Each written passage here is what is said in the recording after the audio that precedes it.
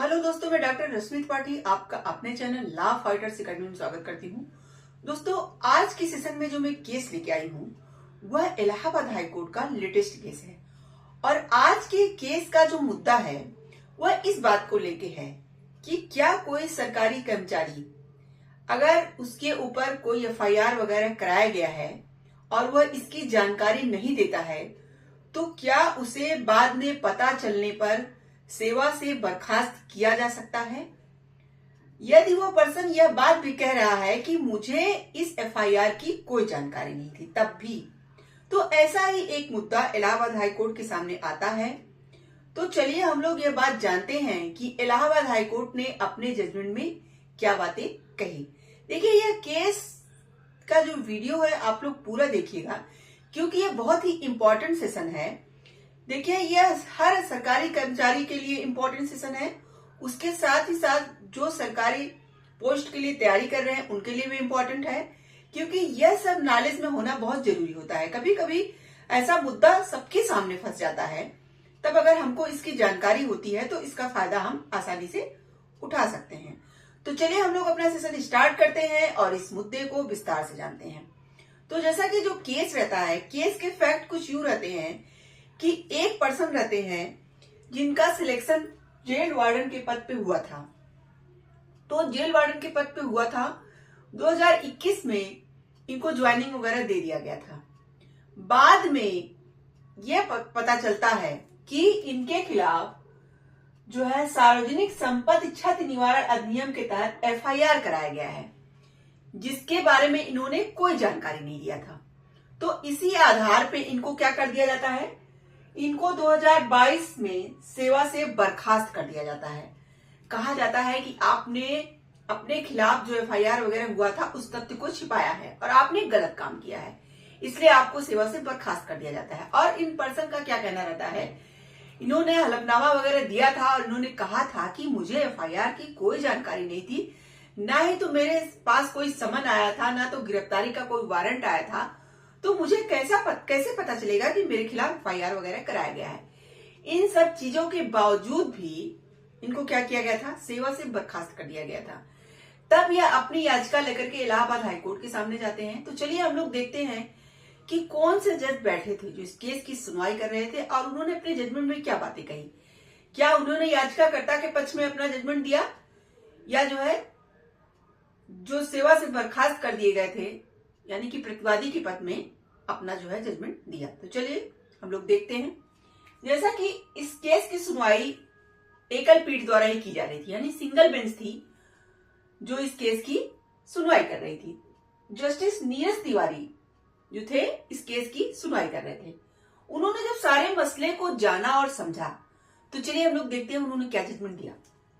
जैसा कि जस्टिस नीरज तिवारी ने स्थापित कानूनी सिद्धांतों का हवाला देते हुए कहा कि खुलासा न करने के लिए दोषी ठहराने से पहले आपराधिक कार्रवाई की जानकारी होना जरूरी है। यहाँ पे इलाहाबाद हाईकोर्ट ने यह बात कही कि अगर कोई भी पर्सन है जिसको जो है अगर किसी एफआईआर वगैरह का खुलासा नहीं कर रहा है तो उसे दोषी ठहराने से पहले यह बात जानना चाहिए कि क्या उसे आपराधिक कार्रवाई की जानकारी थी। यहाँ पे देखिए पर्सन ने बार बार यही कहा कि मुझे आपराधिक कार्रवाई मेरे ऊपर की गई है, इसकी कोई जानकारी नहीं। न्यायमूर्ति तिवारी ने अवतार सिंह वर्सेस भारत संघ 2016 का सुप्रीम कोर्ट के केस का हवाला दिया, जिसमें जो है उन्होंने कहा कि सुप्रीम कोर्ट ने यह बात कहा कि अगर कोई भी पर्सन एफआईआर वगैरह होने पे इसका खुलासा नहीं करता है तो यह दोष सिद्धि का सिर्फ एक पहला चरण होता है। आप जो है उसे ऐसे यूं ही जो है नहीं सेवा से बर्खास्त कर सकते। उसके साथ ही साथ यहाँ पे इलाहाबाद हाईकोर्ट ने कहा कि किसी भी समय याचिकाकर्ता को अपने खिलाफ लंबित आपराधिक मामलों के बारे में जानकारी नहीं थी।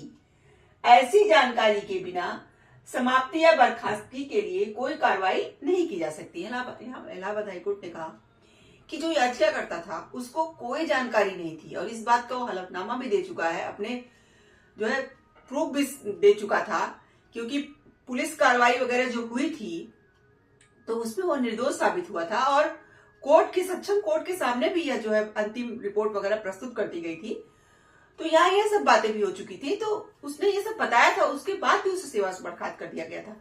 तो इसी बात पर यहाँ पे कोर्ट ने कहा कि जब लंबित आपराधिक मामलों के बारे में पर्सन को जानकारी ही नहीं थी, यानी कि जैसे देखिए किसी पर्सन को किसी भी केस में फंसा दिया गया तो उसको इस बात की जानकारी नहीं है, जब उसके पास कोई समन नहीं आया, उसके पास कोई गिरफ्तारी का वारंट नहीं आया, तो उसको कैसे पता चलेगा कि उसे किसी चीज में फंसाया गया है। जैसे देखिए यहाँ पे क्या होता है, यहाँ पे उसे सार्वजनिक संपत्ति क्षति निवारण अधिनियम के तहत मतलब FIR उसके खिलाफ हुआ था, लेकिन उनका यह कहना था कि मुझे तो कोई जानकारी नहीं हुई, मेरे पास ना समन आया। जब व्यक्ति के पास कोई समन नहीं आया, कोई गिरफ्तारी का वारंट नहीं आया, तो कैसे पता चलेगा कि उसके खिलाफ FIR वगैरह हुआ है। कोई नोटिस वगैरह कुछ भी तो उसके पास आनी चाहिए, उसके पास कुछ भी नहीं आया था, वही यहाँ पे कहना था। तो वही कोर्ट ने कहा कि जब उसे लंबित आपराधिक मामलों के बारे में जानकारी ही नहीं है कि उसके खिलाफ कोई लंबित आपराधिक मामला भी चल रहा है, ऐसी जानकारी के बिना उसकी समाप्ति या बर्खास्तगी करना यहाँ पे ठीक नहीं है, ऐसी कोई कार्रवाई नहीं की जा सकती है। न्यायालय ने यह भी नोट किया कि पुलिस जांच ने याचिकाकर्ता को दोषमुक्त कर दिया था। यहाँ पे न्यायालय ने यह बात भी कही कि इस प्रूफ से यह बात पता चलती है कि जब पुलिस ने इस बात की मतलब कार्रवाई वगैरह जांच वगैरह किया था तो याचिकाकर्ता को दोषमुक्त कर दिया गया था और अंतिम रिपोर्ट को एक सक्षम न्यायालय ने स्वीकार भी कर लिया था। परिणाम स्वरूप समाप्ति को मनमाना और अनुचित माना गया। मतलब कोर्ट ने यहाँ कहा कि सारे सबूतों सारी चीजों को देखने के बाद यही लग रहा है कि जो इनकी समाप्ति की या बर्खास्तगी की गई है वो मनमानापन है, यानी कि बिना उचित कारण के ही ऐसा कर दिया गया है, जो इनके साथ गलत हुआ है। ऐसा किसी भी पर्सन के साथ नहीं किया जा सकता कि जो है वो सारे सबूत बता रहा है कि मुझे इस बात का पता नहीं है और बाद में ये बात प्रूव भी हो जाती है कि वह पर्सन मतलब दोषमुक्त हो गया है, तो भी आप उसे समाप्ति या बर्खास्ती कर जाती है, तो ये मनमानापन ही हुआ। फिर आगे कोर्ट ने कहा कि किसी व्यक्ति को छिपाने का दोषी ठहराए जाने से पहले तथ्य की जानकारी उसके पास होनी चाहिए।